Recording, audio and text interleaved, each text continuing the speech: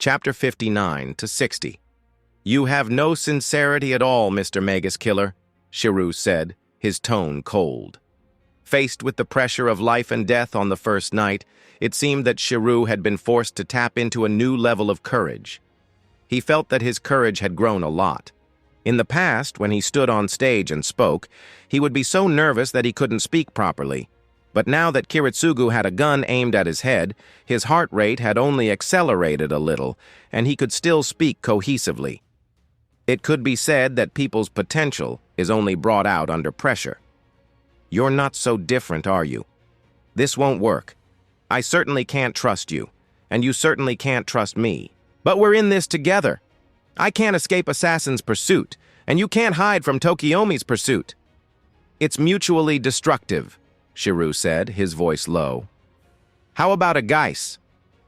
"I don't have a faith in Mr. Kiritsugu's Geis," Shirou said. "How about signing mine?" "I don't believe you either. So, what's the solution? The consequences are clear. If we continue to mistrust each other, we both lose. Is that a fair trade-off?" Shirou questioned. "If Mr. Kiritsugu can demonstrate a little genuineness, I am willing to put my trust in you, at least for the time being." Kiritsugu paused for a moment before taking action, firmly grasping Shirou's sword and snapping it in half. He then returned his own gun to its holster. Shirou was surprised. "You truly have the courage. As you point out, if we don't take this step, there is no hope of survival. Since you have demonstrated your sincerity, I will do the same. If you can manage to eliminate Tosaka Tokiomi, I am willing to forfeit the Holy Grail War." Kiritsugu furrowed his brows. "What do you mean?" "Mr. Kiritsugu, now that you have seen through my true identity, you must also know that this body I have descended upon is that of my master. As a hero, how could I possibly participate in this dangerous Holy Grail War using my master's body? So, from the moment I descended, I had planned to withdraw. But that archer, he actually threatened to kill my master if I did not participate in this Holy Grail War," Shirou said, filled with anger at the thought of Gilgamesh's coercion. "As long as you kill Tokiomi, I will willingly withdraw from the Holy Grail War, Mr. Kiritsugu," Shirou said. "I see," Kiritsugu nodded, indicating that he understood. But in reality, he didn't trust a word of it. This caster was even more dirty and cunning than Kiritsugu had thought. He figured that out of every 10 words Caster spoke, at least 10 of them were lies. Even if any of his words were true, was there a safer way to withdraw than by dying? Yes. Kiritsugu had already planned to kill Tokiomi and then immediately attack Shirou, forcing him to withdraw. But what Kiritsugu didn't know was that Shirou had the same plan. By saying these words, Shirou was showing his sincerity while also expressing his hatred for Gilgamesh. However, this did not mean that he would let Kiritsugu off the hook. Kiritsugu had almost killed him twice. He is not a saint, and therefore it is understandable that Shirou harbors feelings of hatred towards him. He had already made up his mind to first kill Tokiomi, then immediately launch a surprise attack on Kiritsugu, beheading him with one swift strike of his sword, and finally leave Fuyuki City with a sense of satisfaction. In any case, let's work together for now, Mr. Kiritsugu, Shirou said, putting on a cheerful smile. "Let's work together, Caster," Kiritsugu said, his mouth twitching slightly, which could be considered a smile, although it was a forced one. "That assassin, their concealment abilities are quite impressive," Tokiomi said as he held the staff and knocked it against the ground, then contacted Kirei. "Kirei, have all the assassins entered?" Tokiomi asked. "They have all entered, teacher," Kirei replied. "I have already assembled them for you." As Kirei finished speaking, several black shadows descended from the sky and then positioned themselves in front of Tokiomi. They were the assassins. Tokiomi nodded with satisfaction. "I will temporarily take command of the assassins, Kirei." "Understood, teacher. I have given them their instructions." "Thank you, Kirei. Tokiomi was satisfied, then looked at the assassins and said, "Assassins, your master has temporarily handed over command to me, and now you will take your orders from me." "Of course, leader," the assassins responded in unison.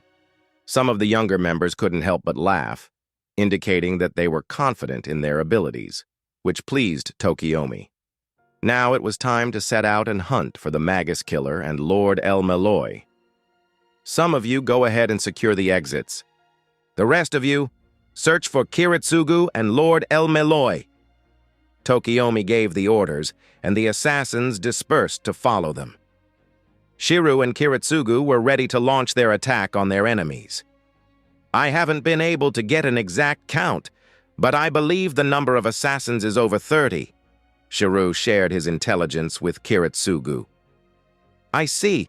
I should also mention that there are currently many of Tokiomi's familiars outside. Their number is unknown, but they're spread all over the area. If we leave here, we'll likely be under surveillance." "In that case, our field of vision would be limited," Shirou murmured in agreement. "Field of vision?" Kiritsugu was surprised. "That's a unique way of putting it.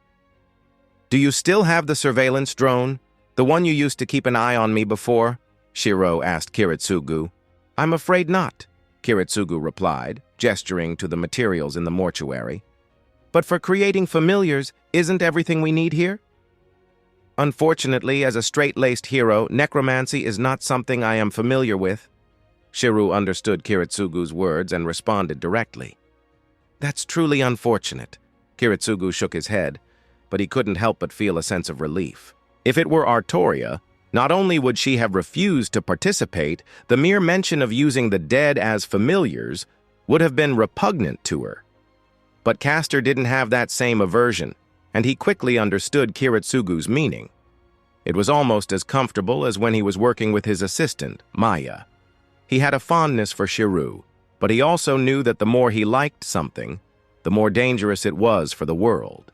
Since Shirou was not his servant, it was better for Kiritsugu to find a way to eliminate him.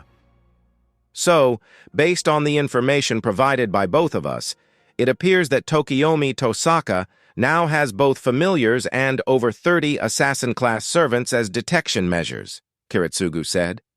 "Castor, would you be willing to lead Assassin away first?" "If I were to have a normal descent, I would not have given a second thought to facing 30 assassins.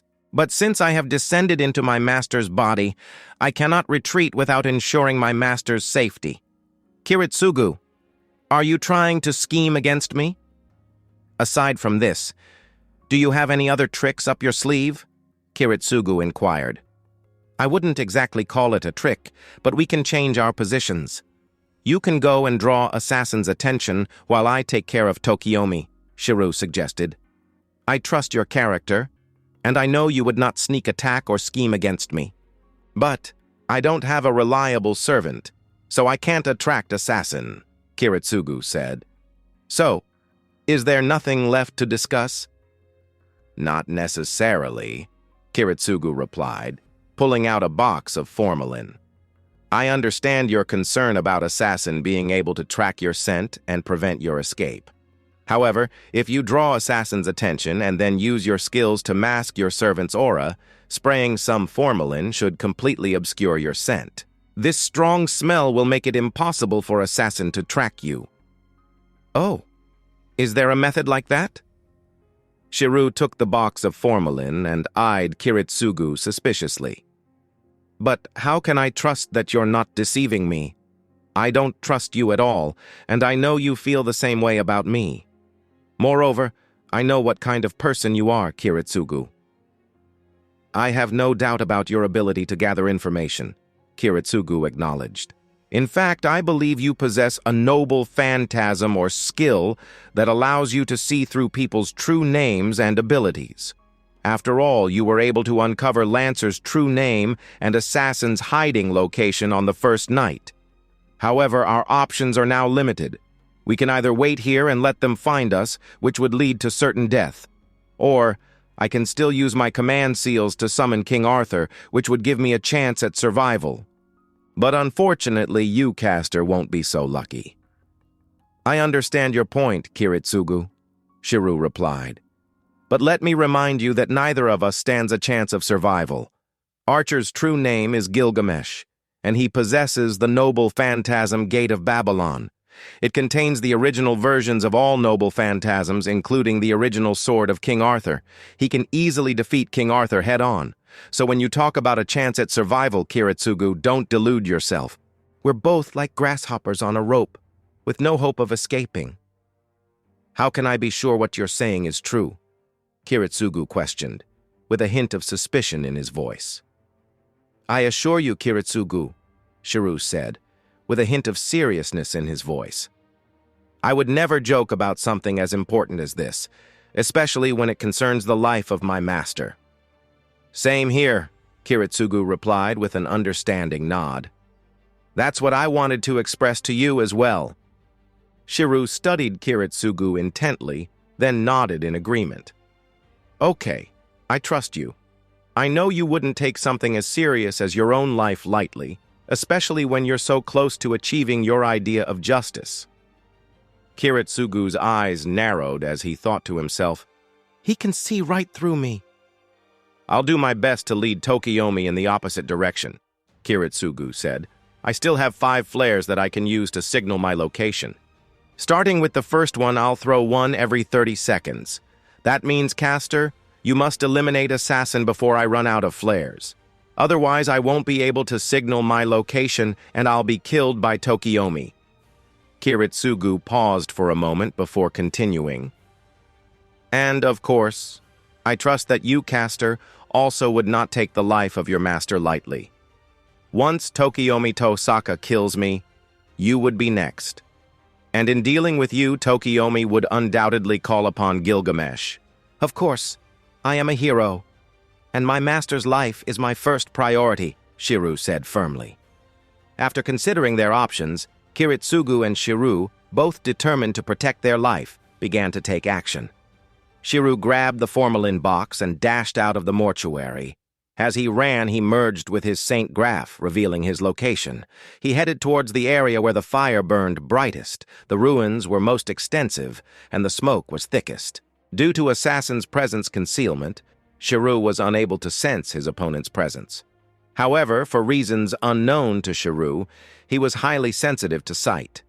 He could feel multiple malevolent gazes converging upon him, undoubtedly belonging to Assassin.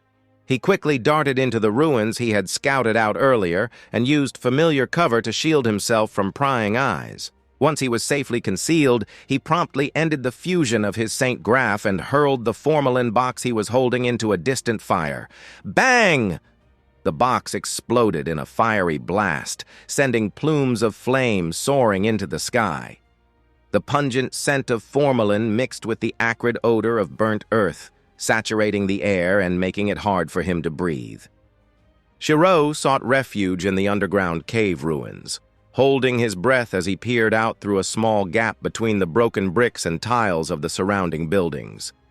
Despite seeing several dark figures approaching, he stayed hidden and carefully watched their movements with one eye. It's assassins. Shirou's heart raced, but he managed to keep his cool. He could maintain his composure thanks to the first night when he had forced himself to be brave. Without that experience, he knew that the adrenaline coursing through his veins would have overwhelmed him by now. As the assassins spread out, Shirou slowly emerged from the cave. He was familiar with the layout of the ruins, which had once been a 3-story outpatient building. This gave him an advantage as he knew the terrain better than his opponents. The fire continued to rage, and in the distance, a faint light flickered, indicating Kiritsugu's location through the use of flares. The countdown has begun. I need to hurry. He stood up, ready to run. But as he looked in the direction of the flares, he was shocked and quickly dropped back down. Ahead of him, there was a tall, collapsed tower, which was the highest point in the area. He could see an assassin perched on top of it, surveying the area. One assassin keeping watch from the highest point, while the others scour the area? Shirou worriedly thought to himself. He understood, that he would have to neutralize the assassin on the tower before he could make his escape. However, to accomplish this, he needed to eliminate him quietly, without alerting the other assassins. This task seemed nearly impossible. The difficulty level was too high, wasn't it? Another flare was ignited in the distance, indicating Kiritsugu's location. This meant that he had used 2 flares to signal his whereabouts. With flares being set off at 30-second intervals, starting with 3 and increasing to 5, Shirou understood that he had only 90 seconds to eliminate the assassin on the highest point and reach Kiritsugu's location before the 5th flare expired. His ultimate goal was to kill Tokiomi. The task seemed impossible. The difficulty was too great. But there's no other way. Shirou gritted his teeth, steeling his resolve. "Come on, brain. Think. Think hard. There has to be something that can be done," he urged himself. He racked his brain for a plan, any plan, but in the end he realized that there was only one option, a risky gamble that could potentially cost him his life. But as he considered this method, a new idea formed in Shirou's mind. The enemy was in the light, while he was in the dark. If this was a gamble, why not take a chance and try to take them all out? Shirou was hesitant about this idea. He knew that his own combat power was only slightly stronger than one assassin, and in terms of fighting experience, he was far inferior to any one of them. In theory, his first instinct should have been to escape. However, he was now considering the possibility of counter-killing. He couldn't help but wonder if this sudden change in thinking was a result of inflating his ego the previous night.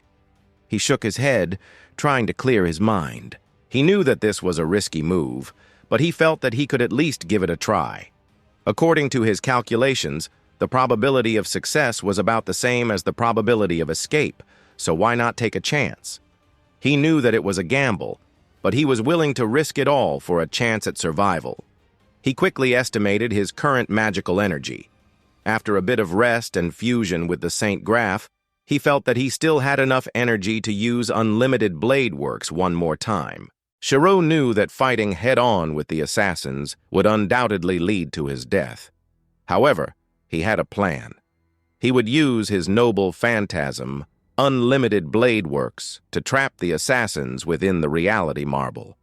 Once they were inside, the missiles would fly, and the assassins would be the ones who would die. His plan was certainly risky, but it held the potential to succeed if he could successfully trap the assassins within unlimited blade works. However, it was important to note that even with the advantage of the terrain and the cover of the fire and smoke, there was still a chance that he may not be able to complete the incantations in time, or the assassins may discover him before he could activate his reality marble. In the end, the success of his plan would rely heavily on the execution, as well as a bit of luck. But it's definitely possible, and worth a try. Having faced the fear of death and found the determination to survive, Shirou had gained the courage to take risks and fight back. He recognized the change within himself. He was no longer the timid and cowardly Shirou of the past. With a resolute decision, he rose to his feet, ready to put his plan into action. Shirou projected a sword and strategically placed it in the ruins. He kept a close eye on the assassins' movements, calculating their field of vision in his mind before making his next move. With each new position, he left behind a sword. This tactic was incredibly dangerous, as one assassin occupied the highest point with the best vantage point, while dozens of others scoured the ruins for him. He had to be extremely cautious to avoid being spotted by the assassin on the high ground, move slowly and cautiously, and evade detection by the other assassins searching for him. The most crucial aspect of the situation was that Kiritsugu's flare had already been used twice, and only 3 remained. This meant that if Shirou failed to kill the assassin or reach Kiritsugu's location within the next 90 seconds, he would lose Kiritsugu's position and cause his death. The assassins would then converge on him, and he would ultimately face defeat. Additionally, according to Kiritsugu's intelligence, there were still many of Tokiomi's familiars scattered throughout the entire police hospital, including potentially some in the ruins. As a result, Shirou needed to proceed with great care. While seeking revenge, he also had to be vigilant about evading detection. Otherwise, his efforts would be in vain, and he would be outmatched by his enemies. Shirou took a deep breath. He made his way through familiar terrain with careful movements and a bit of luck, managing to reach the highest point of the assassin's location without encountering any obstacles. Along the way, he buried 17 swords strategically. However, this did not ensure success, as laying the groundwork was only the beginning. The decisive outcome was yet to come. Broken Phantasm. Shirou detonated the first sword he had buried, creating a loud explosion. The assassin had presence concealment, making it impossible for Shirou to detect his aura. So Shirou fixed his gaze on the assassin perched at the highest point.